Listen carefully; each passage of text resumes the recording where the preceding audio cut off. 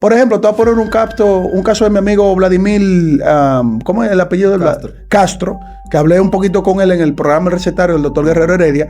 Él me dice que Jesucristo no nació en un pesebre. ¿Por qué? Porque lo dice él. La Biblia te dice que sí, pero él dice que no. ¿Y cuál es el documento extrabíblico? No, él, su opinión. Entonces, eso no es metodología correcta a la luz de la Biblia. El judaísmo de Yeshua, de Mario Saba. De Mario Sabán. Sí, conozco parte de su trabajo. El judaísmo de Yeshua, en ese libro, dice cosas como que... Punto número 1, Mario Sabán no conoce a Cristo. Punto número 2, Mario Sabán es un enemigo del Evangelio. Punto número 3, Mario Sabán no tiene el conocimiento que Dios te permite a ti tener ese don. Y Natán el profeta dijo en esa entrevista que el Evangelio le queda hasta el 2030. Pero se volvió loco. Como artista es un prodigio del rap. Como cristiano es un desastre. ¿Qué usted piensa a la luz de la palabra sobre el recasamiento? Si hay una persona enemiga totalmente del evangelio en la pareja, ya sea el hombre o la mujer, y esto conlleva a una presión para que se le dé la espalda a Dios o haya un agravio físico, emocional, etcétera, etcétera, lo ideal es que haya una ruptura y que no se viva en ese yugo desigual. Bendiciones, mi gente. Bienvenido a otro capítulo más de Mundo Espiritual con los pies en la tierra. Dios le bendiga, mi gente. Para mí es un beneplácito que el señor Carlos Veló esté aquí con nosotros, un hombre que se ha dedicado a estudiar las palabras profundamente, un hombre que lleva años estudiando las palabras, y hoy estaremos compartiendo y conversando con él para que él nos aclare algunos puntos que nosotros todavía no lo damos por terminado. Dios te bendiga, Carlos.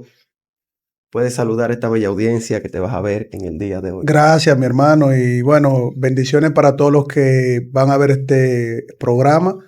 Y esperamos pues ser de edificación conforme a la voluntad de Dios. Y también pues compartiendo contigo poder profundizar un poquito en las Escrituras. Amén, amén, amén. Velo, vamos a iniciar de una vez.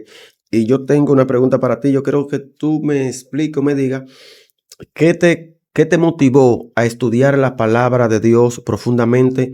Porque sé que lleva tiempo estudiando la palabra de Dios, porque te vengo dando seguimiento, te sigo, soy seguidor tuyo y me gusta lo que estás haciendo de parte de Dios, me gusta lo que estás haciendo. ¿Qué te motivó a estudiar la palabra de Dios? Bueno, motivación personal, de esa forma, nosotros no tenemos una motivación personal. Nosotros lo que tenemos es como una guianza del Espíritu Santo que hace que nosotros vayamos a las Escrituras, porque tú sabes que el apóstol Pablo menciona que el querer y el hacer viene por la voluntad de Dios. Entonces las cosas que nosotros hacemos es porque el Espíritu Santo nos recuerda que nosotros debemos escudriñar las Escrituras. Y de hecho, mientras más estudiamos las Escrituras o nos falte estudiar las Escrituras, más necesitamos de la palabra de Dios. Es decir, es algo que nos muestra de que la palabra de Dios no es simplemente papel y tinta, es palabra viva y eficaz, es decir, es espíritu y es vida. Y por lo tanto, yo sí te puedo decir que la motivación sería lo que Dios quiere que nosotros hagamos, no una motivación personal, porque tú sabes que como cristianos, y aún estando en la carne, muchas veces nos ponemos haraganes y nos olvidamos del fundamento bíblico, pero los que son guiados por el Espíritu Santo siempre van a tener pendiente que debemos de ir a la Escritura, profundizarla, confiar en ella plenamente. Amén. Muy bien. O sea, yo le hago la pregunta. Yo le voy a hacer otra pregunta ahora. Interesante. Que Pablo dice que la letra matan. Sí. Más el espíritu vivifica. Entonces nosotros, en la línea de nosotros pentecostal, nosotros muchas veces cogemos ese versículo bíblico para decir que no podemos estudiar las escrituras a profundidades, porque Pablo supuestamente dice que las muchas letras matan, pero el espíritu vivifica. Muchos de nosotros nos enseñaron a no estudiar tanto las escrituras, sino a buscar a Dios en ayuno, en oración, en silicio, etcétera, etcétera. Entonces, yo creo que usted me explique qué Pablo quiere decir con que las muchas letras matan. Sí, yo he escuchado mucho ese argumento. Y es verdad que hay muchos de los hermanos que entienden que se está refiriendo a lo que tú dices muy bien, a profundizar en las Escrituras. Pero es todo lo contrario. la mucha letra lo que habla es de la ley. Es decir, te da el conocimiento para que tú entiendas que bajo la ley tú tienes un sometimiento en el primer pacto. Pero en el pacto de gracia, nosotros ya no vivimos bajo la ley, sino bajo la gracia que hace que nosotros cumplamos las buenas obras, que significa esas obras de amor que Cristo nos mostró, amar al prójimo, a Dios sobre todas las cosas, y todo vinculante a lo que uno puede hacer en función de lo que Dios nos guía. O sea que yo creo que ese texto lo malinterpretan, porque ese texto está refiriendo a lo que te enseña la ley. O sea, la letra mata, es lo que te dice la ley. Sin embargo, cuando tú mencionas que se tiene que vivir en ayuno, en oración, bueno, ¿cómo tú sabes eso? Profundizando las escrituras. Entonces, para tú entender cuál es el impacto del ayuno, qué produce el ayuno, la fortaleza que viene de Dios, la oración, cuál es el impacto de la oración, esa comunicación con el Señor, inclusive no haciéndolo de manera ritualista, sino teniendo en ti la buena conciencia, pensando en el Señor en todo momento. Eso tú lo sabes y lo conoces, es escudriñando y profundizando las escrituras. De hecho, Jesucristo dice, cuando estaba corrigiendo a fariseos y saduceos, que vosotros escudriñad las escrituras o escudriñad las escrituras. Y al mismo tiempo, en esa corrección le dice, ellas dan testimonio de mí. Si alguien no profundiza y se capacita lo más posible en la escritura, en la historia misma también extrabíblica, porque la escritura es el fundamento interno infalible, la palabra de Dios, pero también está el fundamento externo, que es lo que va desarrollando el cuerpo de Cristo, o sea, cómo vivimos nosotros en crecimiento de santificación, y también cómo la iglesia en los primeros años fue conformando una eclesiología, fue conformando la manera de cómo compartir el pan y el vino, fue conformando la forma de cómo se reúnen los hermanos. Todo eso es parte, es la riqueza misma. No solamente escudriñando las escrituras, sino también entendiendo cuando escudriñamos las escrituras, todo lo que se va desarrollando a lo largo de la historia hasta el día de hoy. Usted sabe que yo soy evangelista y uno viene de una iglesia tradicional, una iglesia pentecostal, donde nosotros predicamos y muchos de nosotros queremos ver el fuego, queremos ver la candela, la llama, etcétera, etcétera, como nos caracteriza el movimiento pentecostal. Y yo entendí que yo tenía que educarme bíblicamente para yo pararme delante de 400, 500 gente a yo darle un mensaje. No puedo pararme ahí.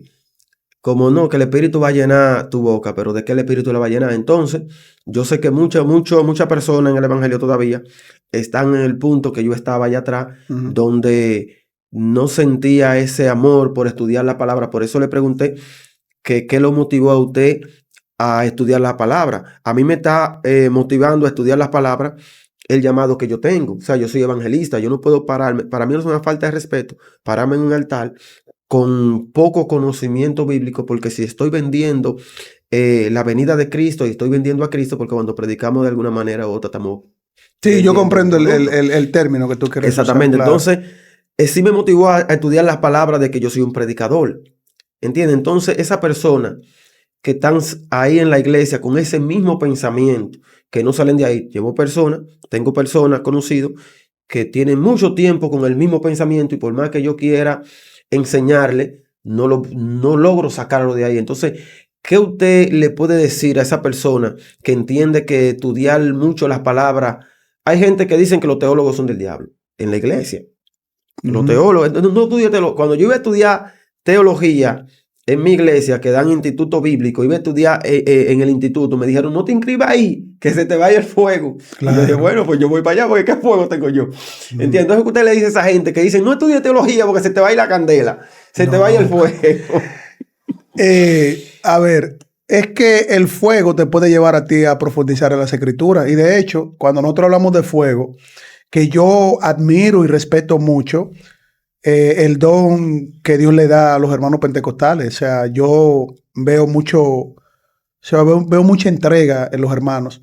Y cada uno de ellos tiene una formación y un llamado. Entonces, como tú muy bien dijiste, que tú y yo estamos en sintonía, porque el llamado lo da Dios. Es decir, no soy yo no me llamo a mí mismo. O sea, no es mi deseo ni mis fuerzas, sino el llamado que da Dios. Entonces, ese llamado que da Dios en lo que tú haces, es algo que viene por el buen querer de Dios. O sea, no viene por nuestra... un deseo medalaganario personal y orgulloso, sino que en ese llamado de Dios uno tiene que reconocer que Dios es el que da ese querer y ese hacer. Ahora bien, cuando un hermano pentecostal está viendo quizás con preocupación estudiar teología, quizás es por la mala experiencia o el mal entendimiento que tiene de algunos que aplicando un conocimiento en teología hacen mala teología, porque hay buena teología y hay mala teología. Entonces, si tu teología, tu formación va en aras de tú aportarle a tus hermanos pentecostales, eso está muy bien. Ellos lo van a entender tú llevándolos no con arrogancia, sino por un camino del entendimiento, por un camino de la misericordia, por un camino de no jactarte de tus conocimientos, porque es un don que te da Dios. Acuérdate que hay don de sabiduría, de discernimiento. Tú sabes los dones que da el Señor por medida. Sí. Y no todo el mundo tiene los mismos dones. ¿Por qué? Porque es Dios que da esos dones. Hay algunos que tienen varios dones ya bien fortalecidos, porque también los dones se van fortaleciendo en carácter y en conocimiento, pero eso es porque Dios te va forjando y te va formando. Hay otros que tienen otros dones o pocos dones.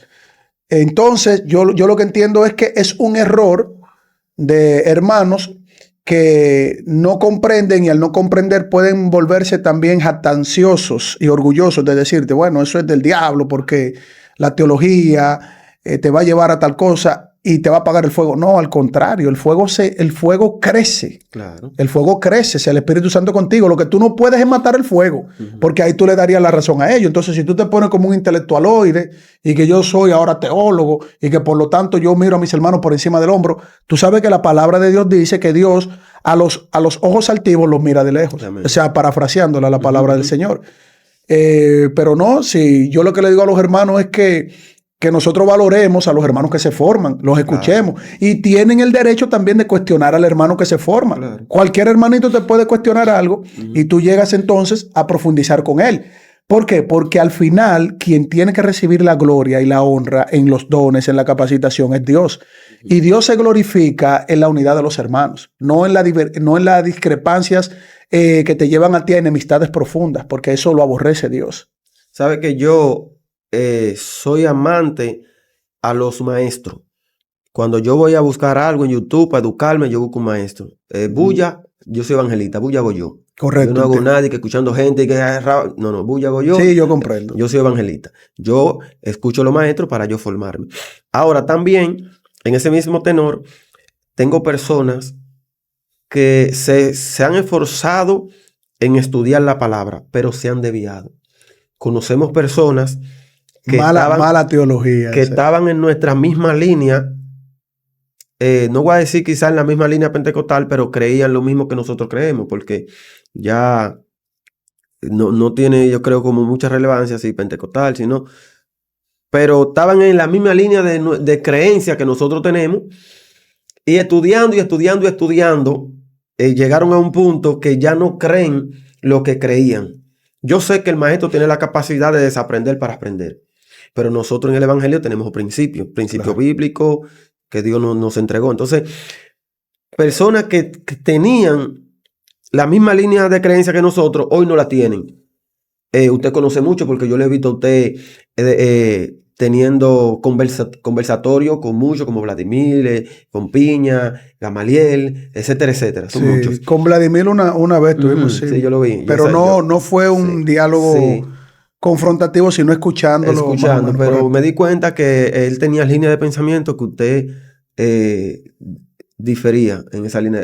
Totalmente. Exactamente. Claro. Entonces, la pregunta es, ¿cómo debe de estudiar una persona? Porque veo que usted se ha esforzado estudiando, pero no cae como en ese mismo juego que muchas personas ya entraron, como en ese tipo de desviación. Usted, a pesar de que un teólogo, yo lo respeto mucho, ha estudiado mucho, tiene mucho conocimiento, digo, pero si él estudió, tiene mucho conocimiento igual que ellos, ¿por qué no le cae atrás esa línea?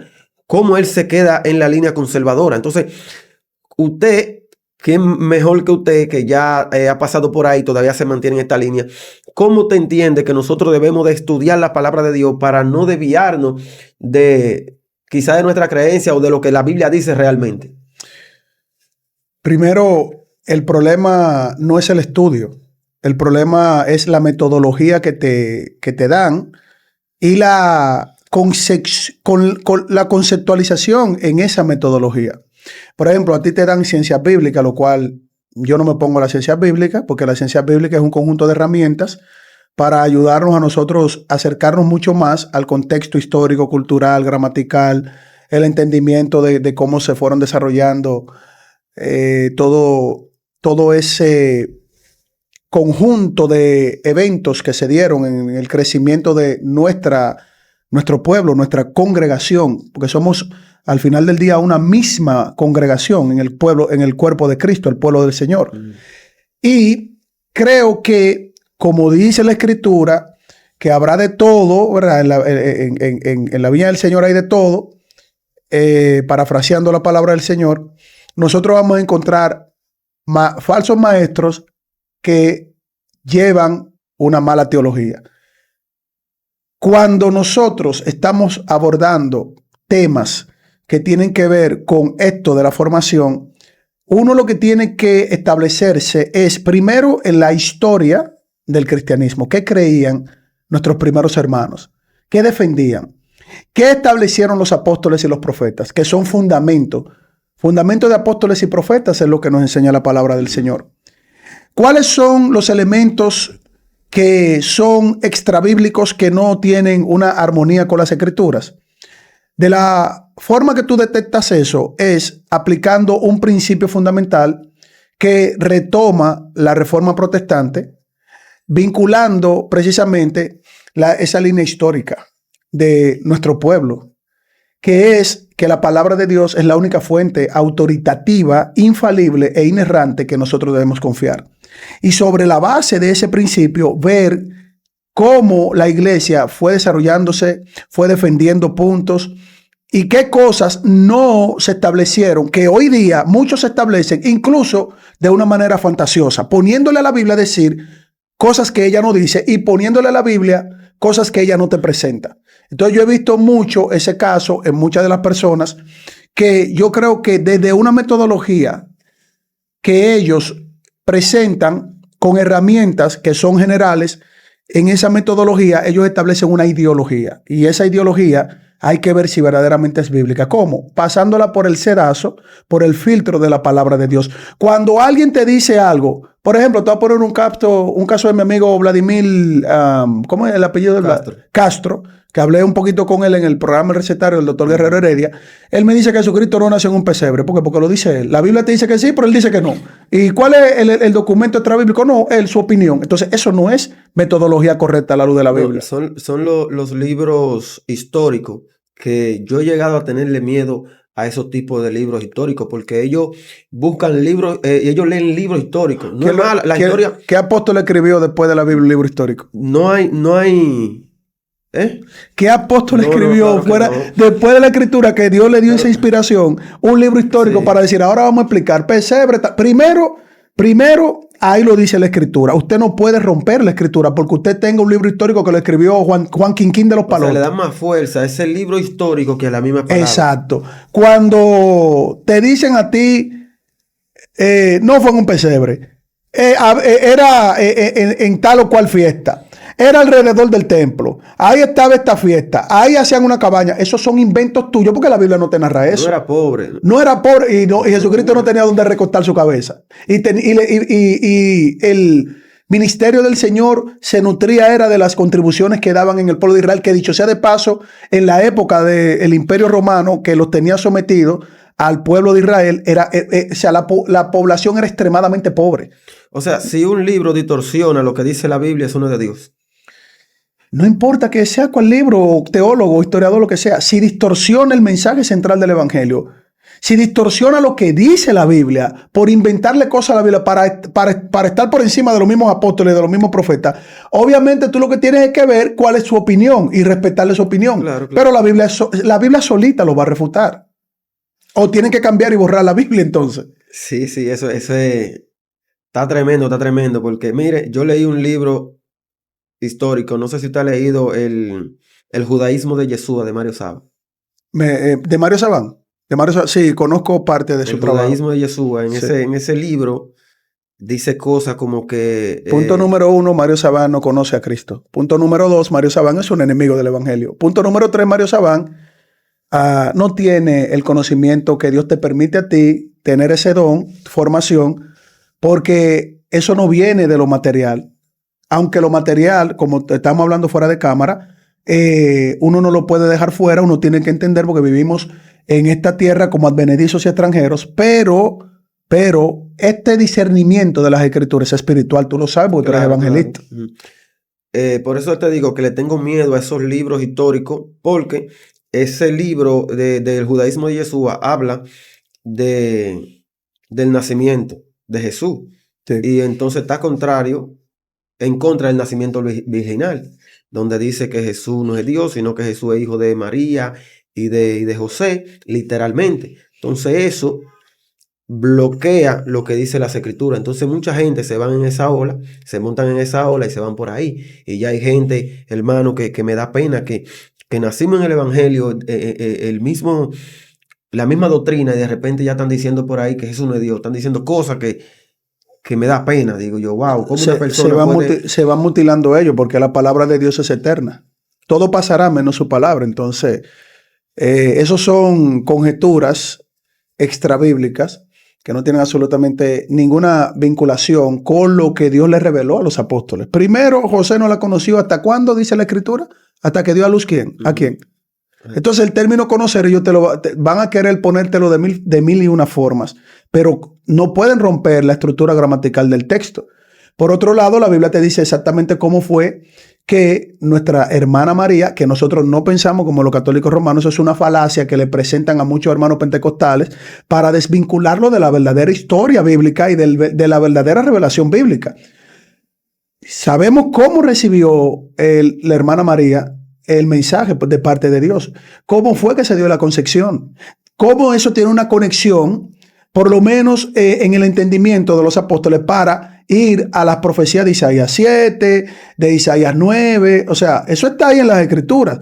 Obviamente, eso se cumple en un momento determinado en el texto de Isaías 7, pero cuando el apóstol Mateo y también Lucas lo narran, ellos saben por qué están presentando y le llaman Emmanuel, Dios con nosotros. ¿Cómo se llama en el texto de Isaías, que fue un profeta de Dios? O sea, toda vinculación bíblica tiene una armonía que no se puede romper.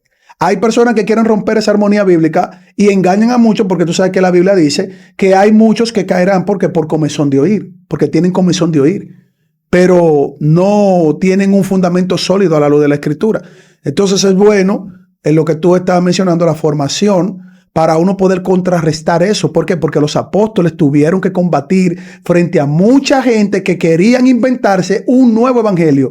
Y la Biblia dice que el que venga con un nuevo evangelio, incluyendo un ángel del cielo o aún un apóstol, dice el apóstol Pablo, hasta él se pone de ejemplo, es anatema.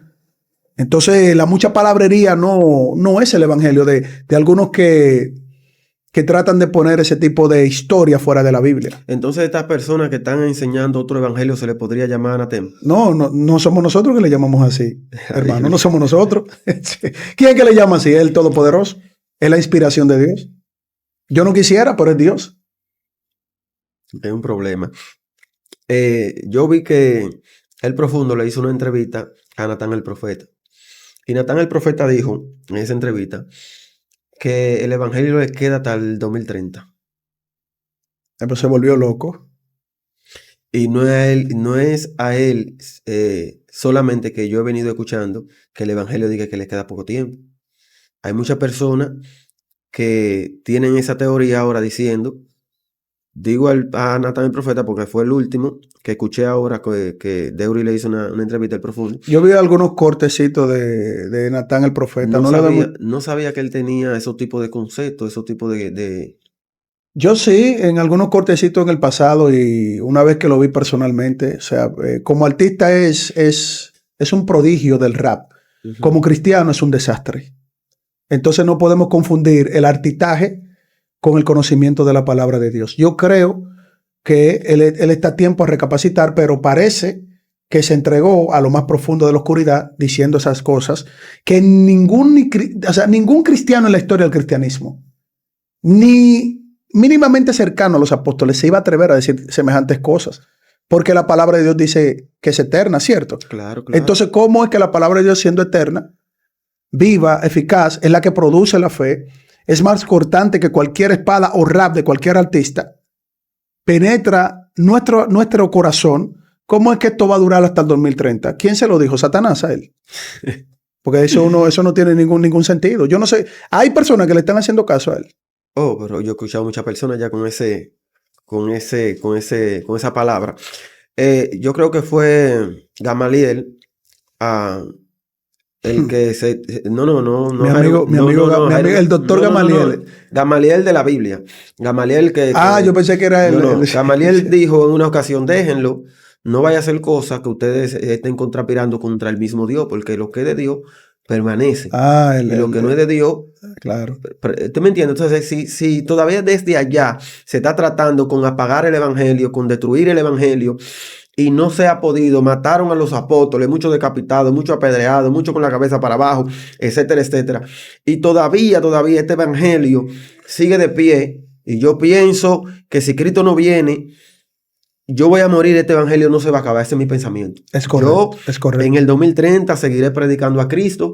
Y cuando llegue el 2030 yo le voy a dar su palo porque yo tengo esos cortes ahí. Y la memoria del sacrificio de Cristo, la obra redentora, nunca se va a olvidar. Eso nunca va a salir de la mente de todo redimido. Aún reinando en la eternidad, nosotros ya partiendo de acá, o cuando todo se consuma, porque todavía falta el retorno del Señor para consumar todo lo que tiene que ver con la destrucción del pecado, todo lo que nos enseña la palabra del Señor. Aún así, aunque Dios enjuague toda lágrima de nosotros, reinando con Él, nosotros nunca vamos a olvidar lo que hizo el Señor. Nunca, jamás, eso nunca se va a olvidar. Su sacrificio nunca se va a olvidar. Por eso dice que Él es el templo, Él es la lumbrera de nuestro Dios, Jesucristo. Y eso nunca se va a olvidar. Esta gente muchos de ellos ya lo olvidaron, o muchos de ellos nunca realmente reconocieron a Cristo, que están diciendo ese tipo de cosas. Porque eso, a la luz de una persona seria, que ama y es temeroso del Señor y respeta su palabra, en el primer momento en que oiga una tontería, inmediatamente tiene que darle la espalda a eso. Yo no sé, obviamente la Escritura nos explica que muchos van a caer, van a ser zarandeados, van a ser engañados. Pero una persona temerosa del Señor, cuando oiga mínimamente un argumento de ese tipo, tiene que orar mucho por esa persona, a tratar de ayudarlo y no verlo como, este tipo es una figura grande o un gran evangelista, teólogo. No importa lo que sea. Delante de Dios no vale título, no vale altitaje, no vale nada de eso. Entonces nosotros nos debemos a Cristo y mirar a Cristo, no mirar a cualquier persona que salga con algo que tú le preguntas en la Biblia, ¿dónde dice que su palabra, el evangelio va a pasar, va a acabar en el 2030? ¿Dónde dice? No, es una opinión mía, se acabó. El cielo y la tierra pasará y su palabra no palabra no pasará. Entonces, es una opinión. Tu opinión ponla en un rap y dedícasela al mundo, pero los cristianos, los guiados por el Espíritu Santo, no le van a hacer caso a eso. Y no le vamos a bajar. O sea, yo pongo el tema en la mesa, no porque no me gusta no es mi estilo.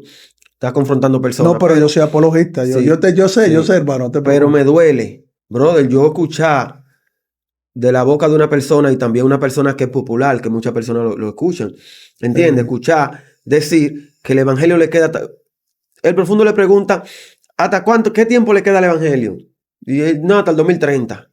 Bueno. Digo, pero venga, eso me duele. Pero mira quién se lo preguntó también. Acuérdate que un reino dividido no prevalece, aunque tengan estrategias para que se vean supuestamente divididos, porque hay estrategias del maligno. Ahí nadie confrontó eso. Yo no he visto esa parte. Me gustaría verla a profundidad, pero eso va a depender muchas veces del ambiente donde tú te desenvuelvas. Es así. Tú sabes que nosotros, como hombres de Dios, debemos de... Yo creo que a Dios a Dios no se ayuda, pero alguien en la tierra tiene que estar aquí para estar al frente del evangelio, de la enseñanza, de la doctrina verdadera y todo eso, ya que muchas personas están enseñando mucho disparate. Entonces creo que Dios no ha establecido, usted uno, yo me considero uno también, no ha establecido a nosotros para que nosotros enseñemos las verdaderas escrituras, a pesar Así de que es. mucha gente están haciendo mucho tollo, mucho disparate. Yo tengo una pregunta que quiero entrar en este tema porque muchas personas me lo han preguntado y como yo nazco en una iglesia, ¿cómo te explico? Que no es como tan abierta a esos tipos de temas, sí. Entonces yo quisiera hacerle la pregunta a usted si se siente a gusto de contestarla, usted la contesta, si no, la obviamos. No quiero como ponerlo en jaque.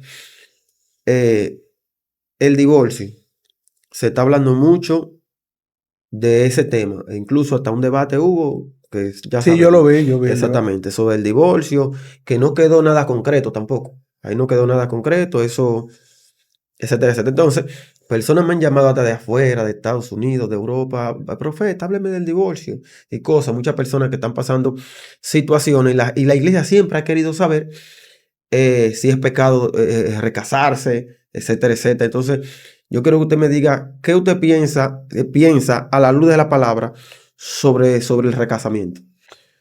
Ok, hay dos puntos en ese tema. Y debo reconocer que es un tema delicado. Sí. Y por eso la salvedad. Por eso lo que debatieron a tal grado que te están llamando todavía, ¿verdad? Entonces, se ve que es un tema bien profundo y delicado. Yo te voy a dar la concepción bíblica y luego te voy a dar mi parecer.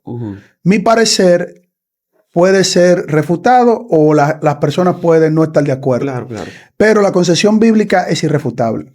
Dios creó al hombre y la mujer y los unió. Y como Dios los unió, pues tiene que ser una unión santa delante de Dios. Es decir, cuando Jesucristo habló desde el principio, varón y hembra los creó, lo ideal es que nunca haya un divorcio. Lo ideal es que ese matrimonio sea conformado delante de Dios para siempre. O por lo menos mientras estemos acá, ¿verdad? Con esa estructura de la familia que Dios estableció. Eso es bíblico. El matrimonio, hombre y mujer, es bíblico. Ahora bien, como vivimos en un mundo caído, un mundo de pecado, una persona que dentro de esa unión matrimonial esté violentando radicalmente la santidad de la estructura familiar que Dios estableció desde el principio, entonces, ya ahí está entrando mi opinión, tendríamos que evaluar hasta qué grado de peligro estaría una unidad matrimonial totalmente distorsionada a la luz de lo santo y puro de esa unión que Dios estableció desde el principio. Y te pongo un ejemplo, tú como evangelista, porque sé que como evangelista probablemente las personas que te llaman es para que tú le des un consejo, ¿verdad? Y piden oración, etcétera, porque sé que hay muchos casos terribles. Si hay una persona enemiga totalmente del evangelio en la pareja, ya sea el hombre o la mujer, y esto conlleva a una presión para que se le dé la espalda a Dios o haya un agravio físico, emocional, etcétera, etcétera, lo ideal es que haya una ruptura y que no se viva en ese yugo desigual. Esa es mi opinión. Sí. Entiendo yo que no debería ser así, que no debería someterse nadie, porque nosotros fuimos llamados a libertad en Cristo, no a sometimiento humano. Entonces creo que hay casos que son extremos, que ameritan en esa etapa de la vida del creyente donde Dios hizo nueva todas las cosas, poder entonces tener esa prerrogativa de poder apartarse del mal, porque Dios dice apártense del mal. Entonces, si alguien te quiere llevar al mal y corre peligro tu vida, etcétera, etcétera, creo que Dios establecería en los parámetros de lo que es la voluntad del Señor en sus mandamientos. O sea, hay algo que el pastor Miguel Núñez me enseñó en una participación donde estábamos defendiendo la palabra de Dios y le hicieron preguntas muy fuertes y él dijo, bueno, en teología hay una equivalencia que se denomina el absolutismo graduado, es decir, un mal frente a otro mal para salvaguardar un bien. ¿Qué es lo prudente cuando sucede algo? Bueno, lo prudente es salvaguardar la vida. Que un esposo quiera matar, ¿qué tú vas a hacer? ¿La vas a dejar que la mate? No, tú tienes que apartar eso.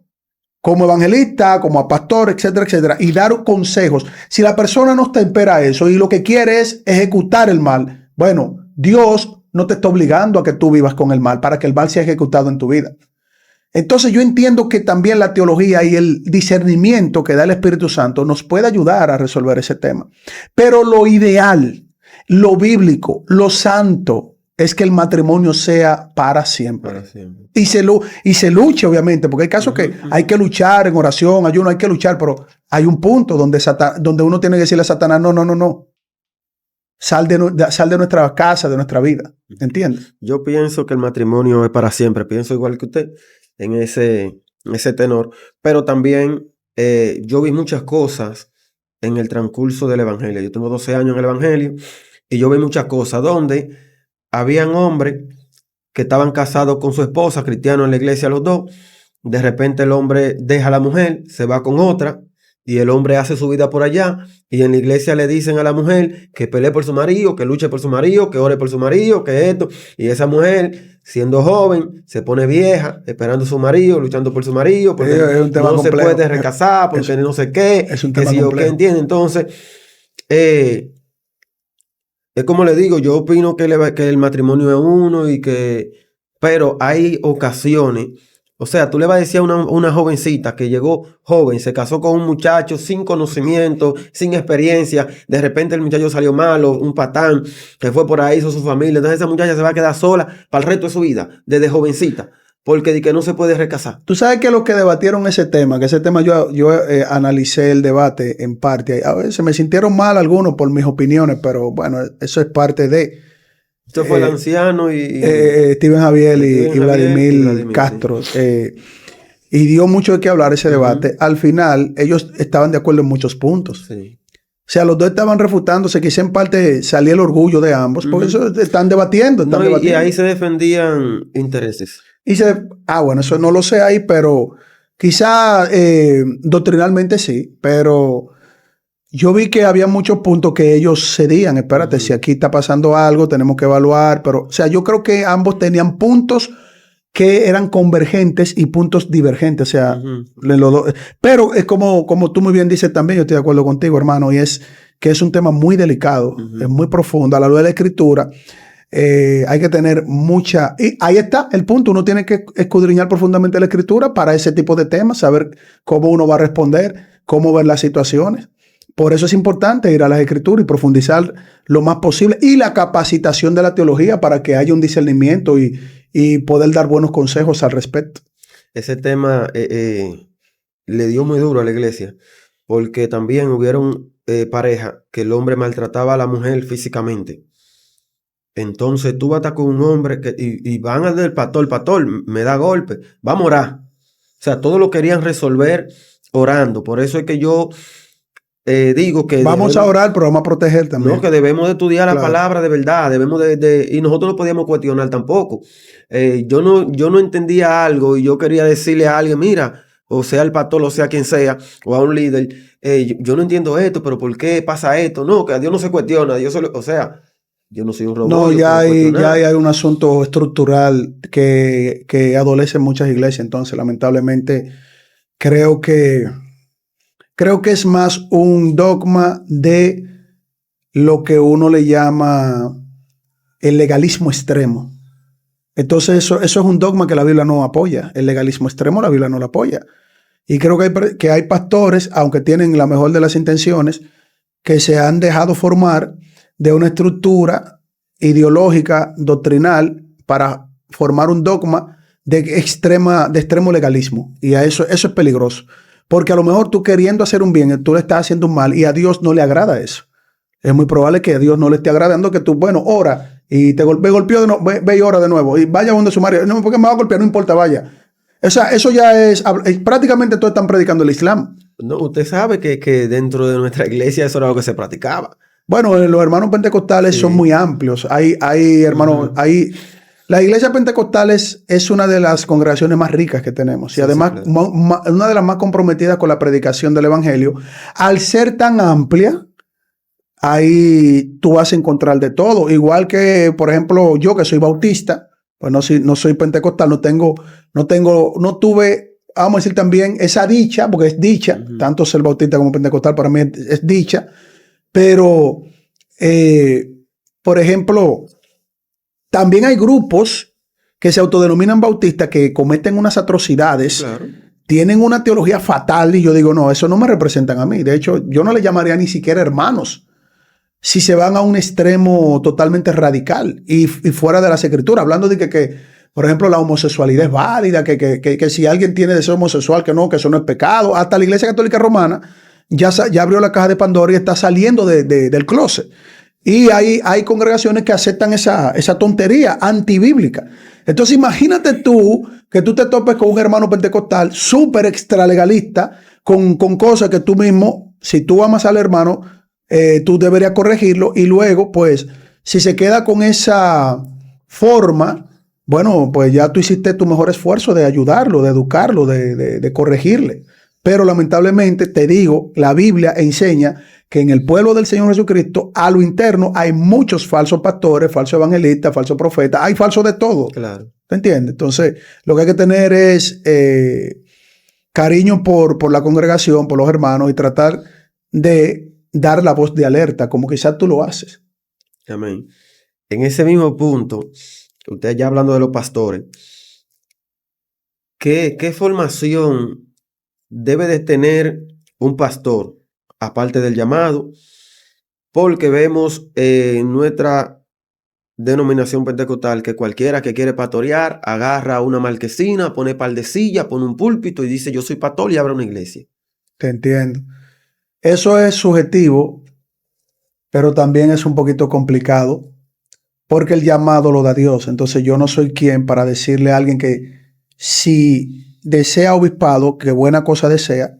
Hay una serie de elementos, requisitos, vamos a decir así, que da la Biblia. Marido de una sola mujer, no dado al vino, no pendenciero, que tenga en sujeción su casa, sus hijos, etcétera, etcétera.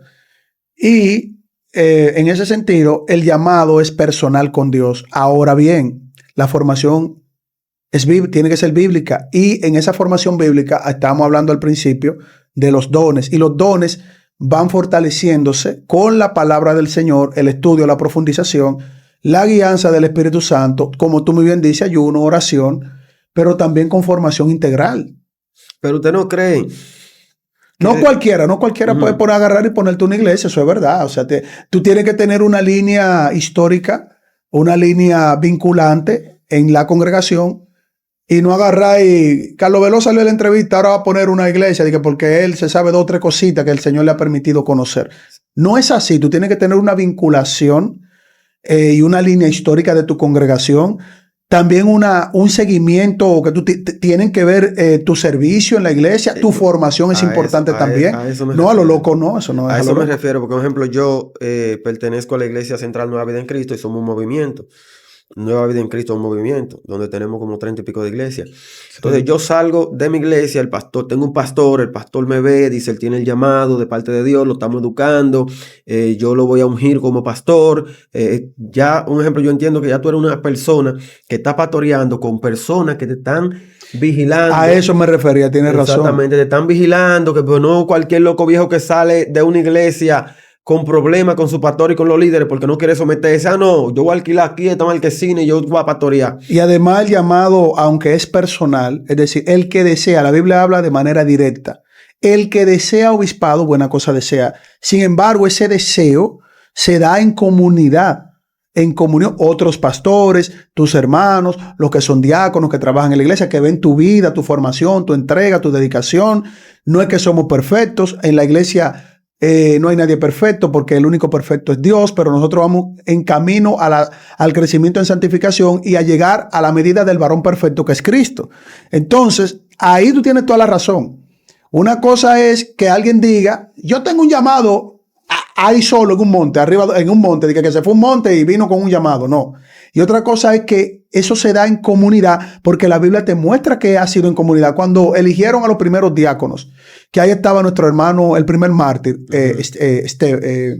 Esteban.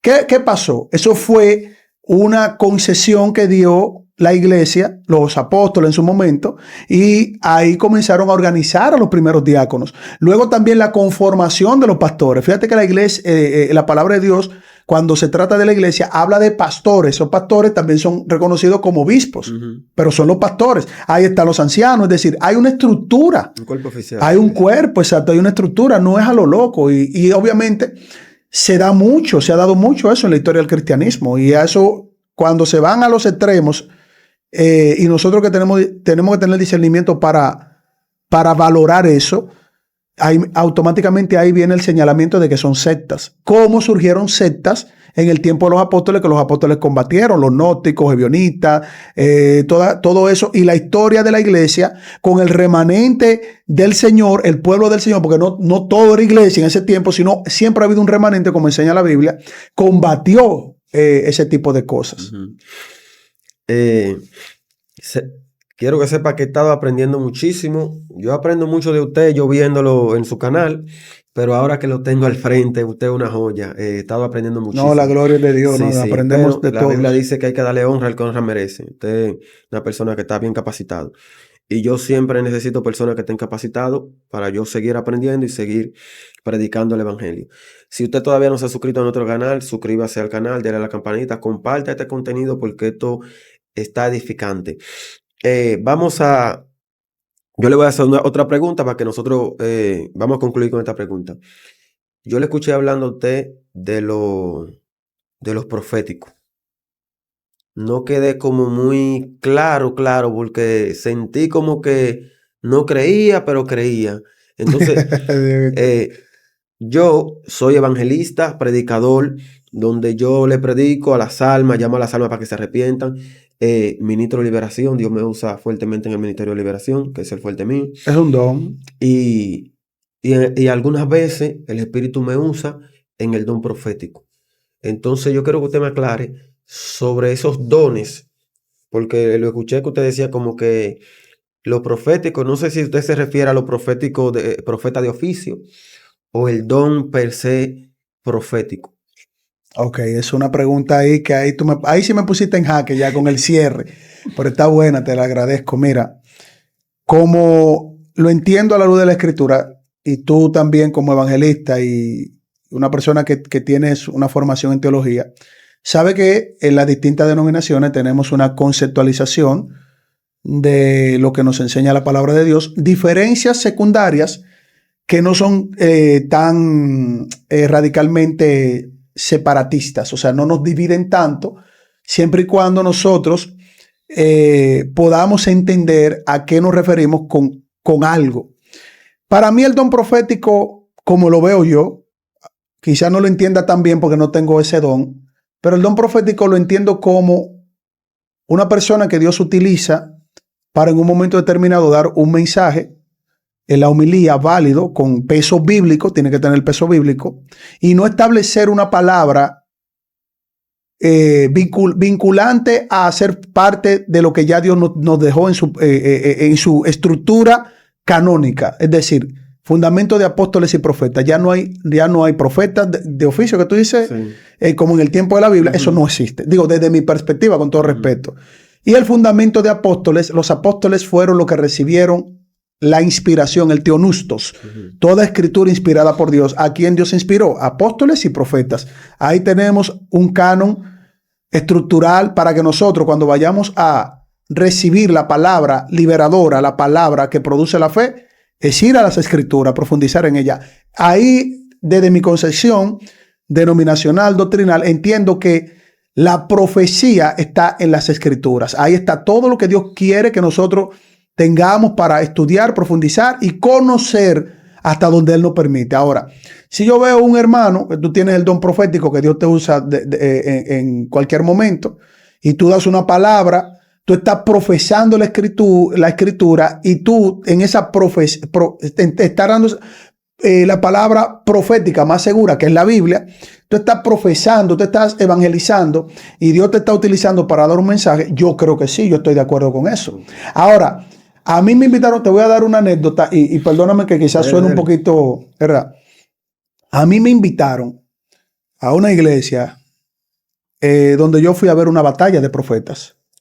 Un profeta profetizándole a otro profeta de que su profecía era más poderosa que la de él. Y el otro profeta no se quedó atrás de uno, la mía es más poderosa que la tuya. Luego surgió un tercer profeta que era como el profeta cabeza, el profeta base, diciendo, yo soy el profeta, o sea, prácticamente dijo, ustedes son semiprofetas, o sea, ustedes están por debajo de mí, yo soy el profeta mayor. Y la profecía de ustedes dos, yo la profetizo por encima de que la dos se va a cumplir, pero mi profecía es más poderosa. O sea, yo dije, no, esto es una burla al don profético, si existe. Claro, O sea, a mí esas cosas no me convencen, porque yo no le veo asidero bíblico. Ahora, yo no voy a generalizar, porque yo soy anti generalizar las cosas, pero yo creo, y ya con esto cierro, que desde mi concepción bíblica doctrinal, si los profetas tienen que ser los profetas conforme a lo que dice la Escritura. Tienen que profesar la palabra de Dios, que es lo primero. Y si Dios utiliza a una persona, tiene que utilizarla para su gloria, dar esa profesión de su palabra para que lo lleve a Cristo, no para que lo lleve al profeta, no para que el profeta sea el exaltado, no para que el profeta sea el reconocido, sino para que Dios sea glorificado. Entonces, cuando yo veo a un profeta con esas características, yo digo, este que está profesando, yo le puedo llamar profeta sin ningún problema, pero no es Elías, ni Jeremías, claro, ni Ezequiel, ni Isaías. No, eso están en la Biblia ya. Ya la Biblia nos dio los profetas ahí. Y los apóstoles ya están en la Biblia. Y los apóstoles también dieron profecía, porque el apóstol Juan fue un gran profeta, viendo las cosas que también Dios le reveló al profeta Daniel en su momento. Juan la expandió más porque Dios le dio esa revelación. O sea, ¿usted no cree en el movimiento apostólico? Explícamelo bien, el movimiento apostólico. O sea, usted me dice que los apóstoles... Son 12 nada más. Sí, yo entiendo que profeta de oficio no hay. Elías, etcétera, esa gente que estaban en la Biblia. Mira que ni Judas se quedó con su apostolado. Sí, el movimiento profético, yo entiendo que no. Sí, el don profético, creo en el don profético, usted también cree. Pero, cuando usted dice, los apóstoles fueron lo que Jesús cogió, los 12 apóstoles, etcétera. Pero ahora mismo hay un movimiento apostólico. Yo le puedo mencionar muchas personas que son pastores apóstoles. O sea, ¿cuántos apóstoles habrá en el... Entonces, ¿cuántas puertas habrá en la Nueva Jerusalén? O sea, ¿como cuántos apóstoles más o menos vamos a tener? Ellos hay sacos de apóstoles. ¿Qué saco de apóstoles? Ellos hay... Espérate. O sea que Apocalipsis me habla... Todos esos pastores que están allá arriba son apóstoles. Bueno, pues van a pelear con los de allá arriba porque solamente hay 12 puertas en la Nueva Jerusalén. Entonces, ¿cuántas puertas son? O sea, 12 puertas más ¿cuánto? 3.000, 4.000 puertecitas, ventanitas. Hay 12 puertas ahí y como 12.000 ventanitas. Ese movimiento apostólico no es bíblico. Es que yo no entiendo. Cuando tú dices movimiento apostólico, yo digo, a ver, si es un llamado a la predicación del evangelio, o sea, si tú lo ves en ese sentido, porque lo que significa apóstol es como un enviado del Señor, como, o sea, apóstolos, son personas que son enviadas también. Si es en ese sentido, bueno, pues entonces todos somos santos, todos somos apóstoles. Si es en ese sentido. Ahora, ¿cuál es el sentido? Que tienen el rango y la jerarquía de los apóstoles. Hay un movimiento apostólico, pero yo no le menciono aquí 2 o 3 apóstoles. No, yo no compro eso. Yo no compro eso, no. Lo siento, pero a mí déjame con mis apostolitos que están en la Biblia, que esos son los que me llenan. Entonces, y lo que recibieron el Teonustos de parte de Dios. Ok. Muy bien. Bueno, mi gente, un día te van a decir a ti seguro, te damos un contrato para que tú seas apóstol. ¿Y tú qué tú le vas a decir si tú te dices, te dan ese contrato? Bueno, todavía no he llegado hasta ahí, pero vamos a esperar a que llegue el momento. Mi gente, si llegó hasta este punto, suscríbase al canal, denle a la campanita, hágalo su comentario, comparte este video que va a ser de edificación para su vida. Esto fue Mundo Espiritual con los pies en la tierra.